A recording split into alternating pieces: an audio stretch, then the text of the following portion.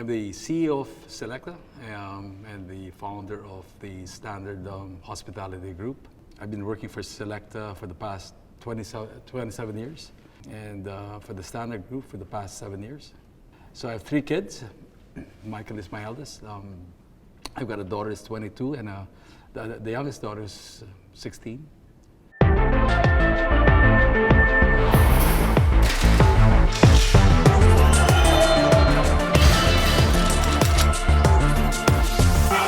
I work in retail under a company called Welcome Worldwide.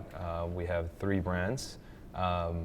Commonwealth, which is a multi-brand boutique focusing on streetwear and limited edition sneakers. An eyewear concept that I developed called Ronnie and Joe, which is a curated independent eyewear store that focuses on eyewear brands from all around the world. We are the franchisee for Adidas Originals, the sportswear division for the brand. And I've been doing that for the past 5 years. Alongside that, as you know, I work with you on the restaurant business and developing concepts and both original and international for the Philippines. And a lot of my work is revolved around brand development and marketing and social media. A lot of people are, ask me like, what got you into this? What was your first memories of it? And I think something I forget easily is that I actually started in sneakers when I was 16 with Carlos, cousin, right? Not knowing that was kind of a very early days of sort of that entrepreneurial spirit, and it really started from a core idea and a root of just wanting something that wasn't available and trying to provide that, right? So we used to order sneakers off the internet, very bootleg on Amazon.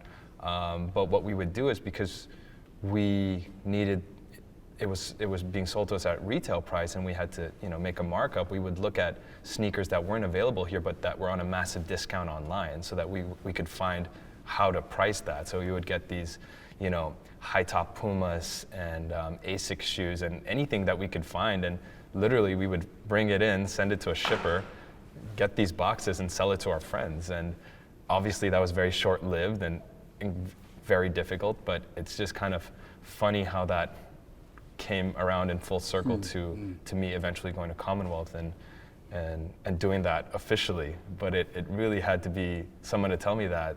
It was actually Carlos saying, it's kind of crazy to see where you are right now when we used to do that when we were kids.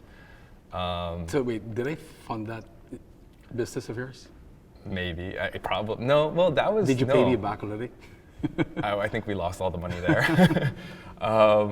But I think your involvement, and it's something I think about in hindsight, was actually the lack thereof, and it was kind of just pushing me into the deep end and allowing me to figure it out, but kind of to fail and see my mistakes firsthand and kind of figure it out for myself, These were the days where, it was summer and people were into video games and going out, and that was on my head. It was, I want to do something, whatever it was. In hindsight, whether it was selling t-shirts or sneakers, it got me into that mode of thinking, and I think that started off, or at least planted an idea in my head of what I could eventually be doing, or found myself knowing what I enjoyed doing, even if it was a disastrous mistake in hindsight. And I remember that. I remember the days where somehow you were going to school and I felt that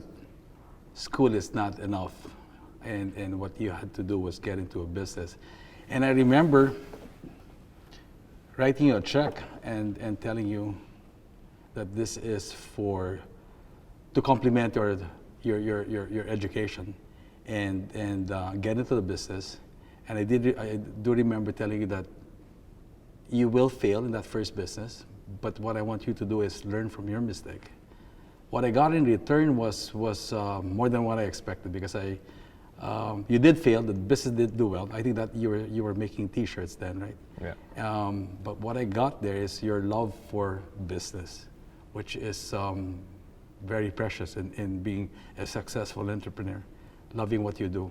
And from that on, you just did it on your own. You started becoming passionate, finding your interest, and you are what you are today because I think of that. Yeah. So it was a good investment. I think so. You know, I mean, this was a time where I was seeing, I think a lot of people try to figure out what they want to do in life or what their path is. And I think that's always the most difficult part. I used to see that with my classmates a lot. They would kind of be very headstrong on maybe a course or something, but ultimately not really coming to a result of what they really wanted to do and only find themselves very lost. And I think I was very fortunate very early on to at least have a clear idea of what I wanted to do. And at that point, it was tunnel vision. You know, I could just be very passionate about that. I'd read books about it. I would find mentors. I would find idols because I was very clear that this is what I wanted to do, you know, very early on. So school to me was really routine. It was something I just had to do. But I was fortunate to be able to apply it or start to connect the dots in some way and be like, okay, I see why this is needed. You know, it wasn't this vague concept that was just forced into it, you know? So, yeah, I mean, that was the time I was thinking, did I want to leave the country and study abroad or, you know, do this? But yeah, we had that discussion, right? Yeah. Should you go to school abroad or continue what you were doing here? And that was a tough decision. Yeah. So I think choosing to be a working student, getting my feet wet somewhat, you know, I mean, this is the time I started working with SM and all the malls and meeting them and pretending I was much older than I was and coming to a meeting dressing up when I was really just 17, you know. But I think it was sort of that blind confidence that I had to do it because I had something to prove. I was against my age, you know, and my peers who were obviously in it for years and all these big retail companies, and I was this guppy in a big ocean of retail, finding how can I make a dent in this, or how can I do something that is interesting enough for them to consider, right? Hence me going into concepts that always started to be very specialized and disruptive to some degree. You know, it always kind of came from that root of, if it was eyewear, it was how do we flip it on its head? How do we do something so drastically different, but contextually smart and, you know, strategic, right? So if it was eyewear, we started looking at these models, right? Why is that the way it is? Can we do something to change that? What is the benchmark in the world? What are they not doing and why? You know, so you ask all these questions, and that's kind of how Ronnie and Joe came about. You know, it wasn't because I die for eyewear. It just happened to be a niche enough concept that I felt I could get into, and I found a space that was very clear to me. It was premium eyewear that was handled very mom and pop style. You know, you have all these optical stores that are so dated. You go into it and it's like you're entering a clinic.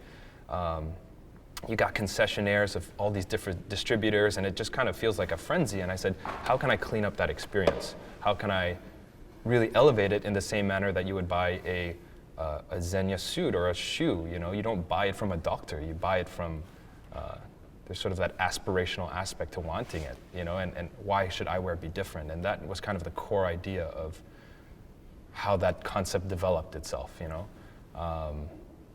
And that, you know, Ronnie and Joe, that's how it came about. And I always consider myself a frustrated creative. Like I don't draw, I don't paint, but I can kind of see things, and I like developing concepts.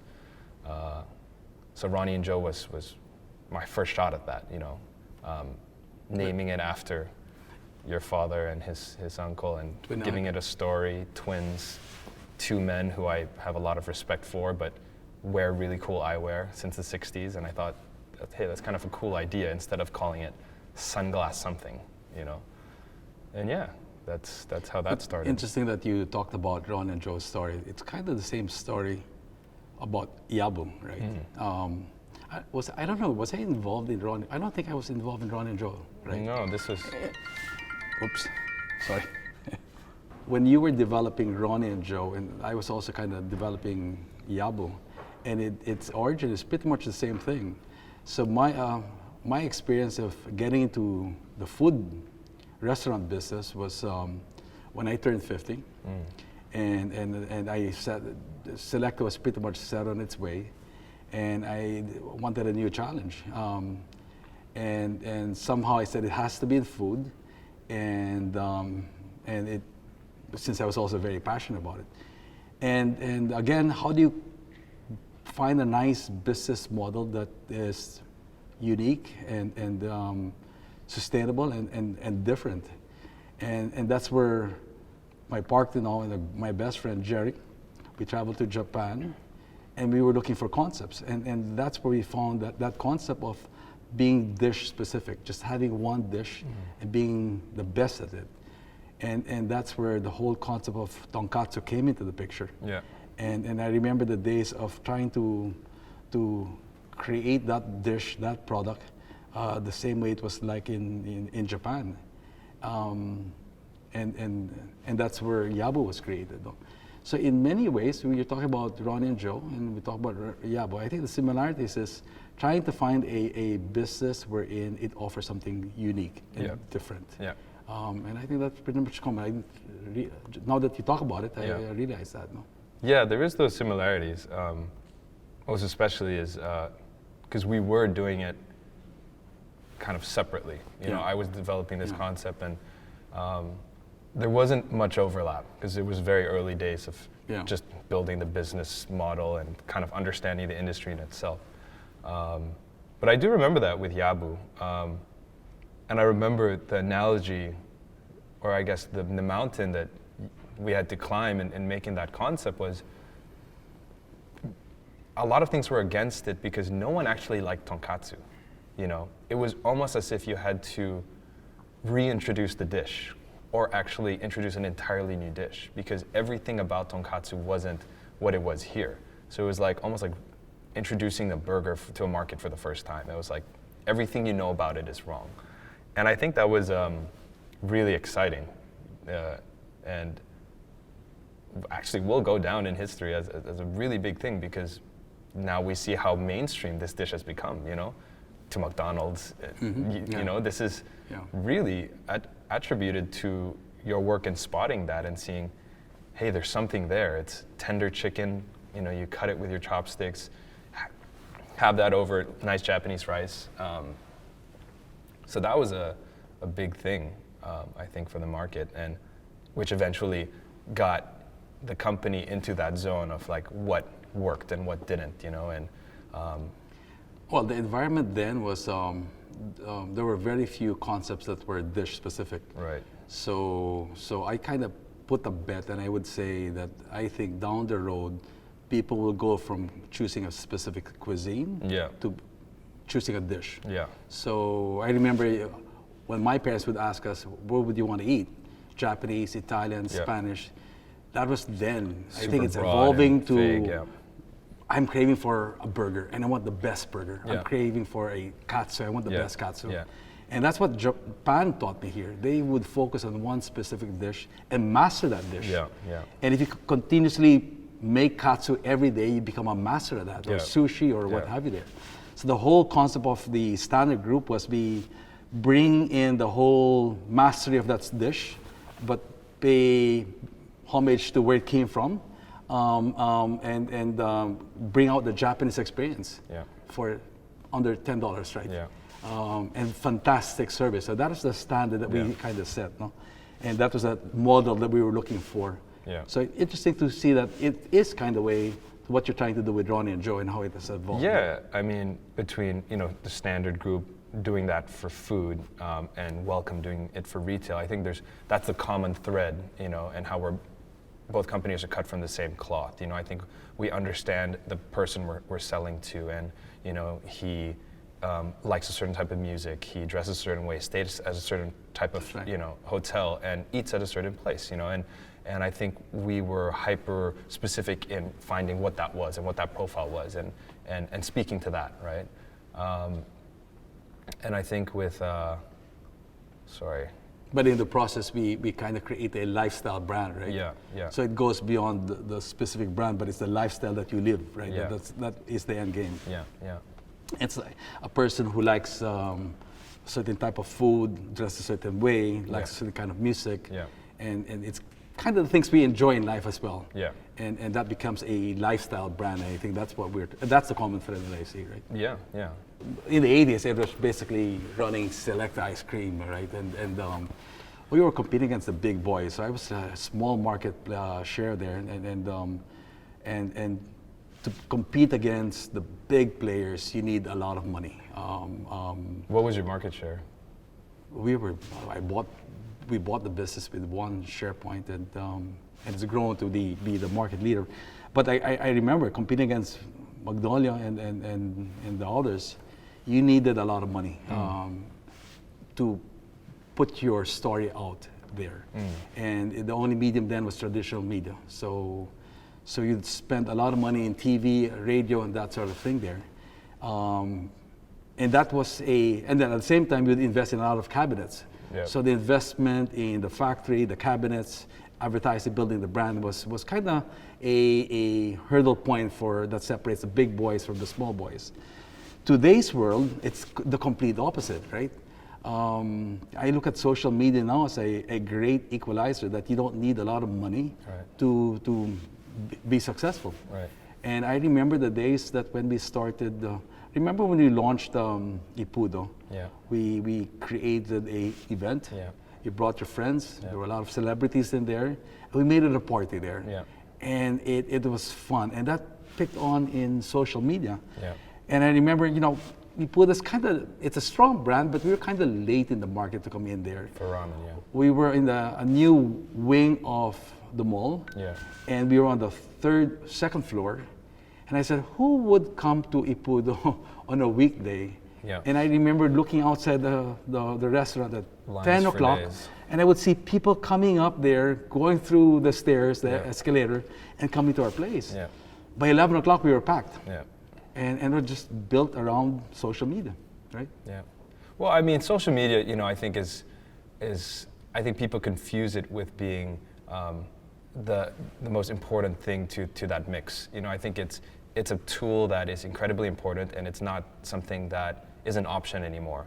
But it always starts with a good product. It always starts with a good product and a good service. And social media is there to complement that. I think today you have a lot of things that are the opposite, where it's a lot of fluff. It's a lot of talk on social media, but they don't back it up. And that's where I think that's the thin line. How you want to use it, and the responsibility in using it for the right way. I think the social media today is incredibly saturated. Everyone has a voice. Everyone is a photographer. Everyone is a content creator, So it's finding your voice within a sea of noise and really making it loud enough and worthwhile of someone's attention. You have literally half a second of someone's attention before they're on to the next thing, and they literally forget about what you just posted. So it's really a combination of how you can be put all those factors together that I think that's where you really see social media thrive. But for me in retail, I think what's great is, like you said, it's a great equalizer. You are able to, at least in our regard with retail, we're able to connect globally with our peers and like-minded outlets in a almost instantaneous manner. We're able to join in sort of global narratives. If something's happening at Commonwealth, for example, and there's like this Nike release and it's happening in Tokyo and New York, we're a part of that. Thousands of miles away in the world, we're a part of it. We're joining that conversation, and I think that's really beautiful to see how we could do that from the Philippines. A lot of people have no idea what the Philippines looks like. This small country in this part of the world. But we give it a voice, and we storytell, we showcase that, we put it on this platform and say, hey, we're a part of it, hey, we exist, and it's great, it's been, I think what's so nice is the connection that it allows you to have with your customers. You get feedback, whether positive or negative, and it's you get to act on it immediately, right? If there is a bad review, you want to say, why did that happen? How can I address it? How can I make your experience better? If it's good, then great. How can I build off it? How can I learn from that? And that's just really kind of crazy to think about how many leaps and bounds that is to what it was before. Feedback would be so late. You know, you would have to get them to write it on a survey, which they wouldn't want to in the first place. And you would just never know. You know, you were kind of operating blindly. But here, you're so exposed, which also means you have to really level up and means you have to be on your toes. Because at any point, you're speaking to the world, you know, and anything can kind of go either way. So I think social media, really, it has its pros and cons, obviously. So it's a great equalizer, but you have to use it well. There's a lot of responsibility. Absolutely. And it could go both ways. It Yeah. could work for you, it could go against you. It could make or break you. Yeah. You know, and we see that. We see how one viral incident Yeah. breaks It's blown companies, up, yeah. literally the biggest of companies, these big corporate companies, in a matter of a post. And thousands of shares can make or break, and it's So a PR going nightmare. back to your point, social media is a way of communicating your story, but you have to make sure that you have a good story. And that story has to be consistent. Yeah. And that's based on a strong foundation. Yeah, as with anything, you know, I think like this happens to be a tool that is part of our generation today. Tomorrow it'll be another. You know, it'll be another platform. It'll be another thing. Just like in the '80s, there was, you know, you had versions of it, right? Mm-hmm. But ultimately, I don't think it changes from the vision that you set out your company for in the first place. It just happens to be a tool that maybe advances it a bit quicker now and helps facilitate the message a bit easier, but it doesn't steer you off from the original course and intent that you built the business in the first place, right? And I think it's important to recognize that going into it, you know, because that keeps you focused on the path. But, you know, I was thinking about earlier, it's a thought I forgot. That was a pretty interesting analogy to how we've designed our concepts was, I think it was an interview from Mark Zuckerberg. This is him after Facebook days, you know, after starting to buy companies, and he started looking at the iPhone homepage, remember? And this is something that struck a chord with us, because he said that when you go on the homepage, you know, you have a limited amount of apps that you could put there. He said, I want to own those spaces, you know. The front page. The front page, where it's communication, connectivity, sharing photos, whatever it is. He said, I want to be that. And I think the way we interpreted that was, if we were on a high street or in a mall or in a strip, we want to be those guys, you know. So if it's the best in sneakers, it's there. The best in eyewear, the best in ramen, katsu, coffee soon, whatever it is, and will continue to be. We want to be that top of mind option for that category. And it's something I think about quite frequently. How do I be that homepage? You know, and I think it's a nice, extremely focused way to think about the new concept you want to build. You know, it allows you to say, no, I don't think that's it. Maybe I'll do something else, right? I remember the commercials then would be for a movie, right? Today you've got Netflix. It's real time. It's on demand. Yeah. But to watch a movie then in TV, it would be on a Saturday, Sunday, 7 o'clock in the morning, in the evening, and that would be prime time. Yeah. And you want to get a lot of those prime time spaces. And that's hitting a broad market, A, B, C, D, E, right? So it's a broad market, and the cost of that is a lot of money here. Yeah. So a lot of wastage, a lot of inefficiencies there. Today, it's so targeted that the person in this street at this particular time who has a trend of eating this particular item there, target that ad for that specific person. So it's super efficient now there, right? I think I see that contrast, right? Well, let me ask you this. If you, I guess, you know, we're thinking from the POV of Selecta, but let me ask you, just kind of run with this, is how different would it have been if you had a restaurant back in the 80s? Oh, geez. Yeah. It most likely would be a Japanese cuisine serving 100 items. Yeah. Not having any specialty dish. Yeah. And But how would you then market it? How would you have marketed it? I guess you wouldn't have the money to. So it's actually true. So it would be organic word of mouth. Organic word of mouth type of thing. Which in many ways is like today, same but amplified times with 1,000. with the social media. Yeah, right? yeah. Still word of mouth. Yeah. Right. I think the social media and its true nature of success, when you really see true success, is not so much in the paid media, but in the organic growth that you get from it, when it's a message that people stand behind and truly believe in. That's for me when I see social media being a big hit. Because a lot of people can just force money down to sponsored ads and have all these like millions of impressions, but I don't put a lot of value to that. You know, I think the best media is free media, and if it's something that you know, you almost build a community behind, right, where they just love it because it's good. But now that you say that, I mean, then by seeing your ad or your brand in TV gives you that assurance that it is good brand. Okay. I think in today's world, that's not necessarily the case, Yeah. right?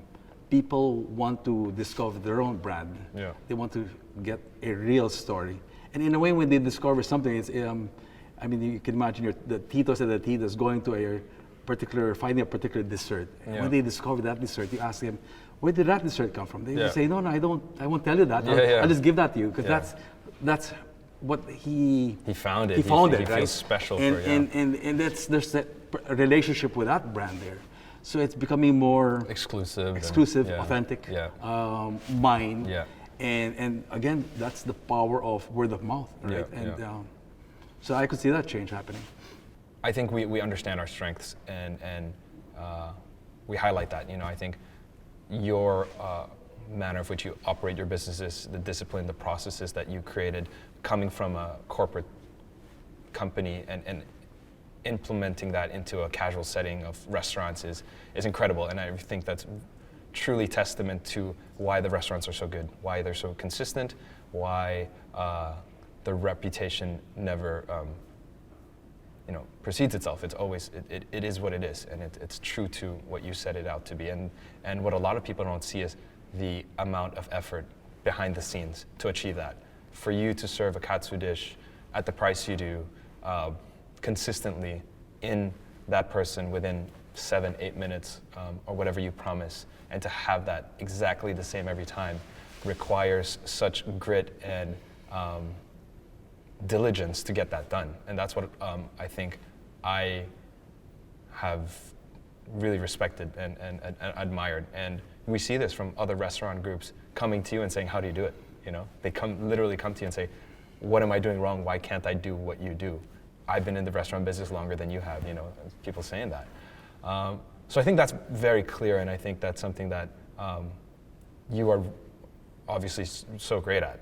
I think the magic happens when we're both in a room where we bring what you do there and what I do in, I guess, coming from a different generation and understanding the context to the consumer that we're trying to sell to today, the manner of which we need to sell to them, how to design concepts that are cool and relevant and just kind of contextually aware of like everything in the world today, you know. And I think when we marry those things, that's really how we can build great concepts together. My openness to technology, new ways of doing things, and your openness to seeing that, but putting it in a manner of which it needs to still make sense. It's still strategic. It still comes from an authentic point of view, you know.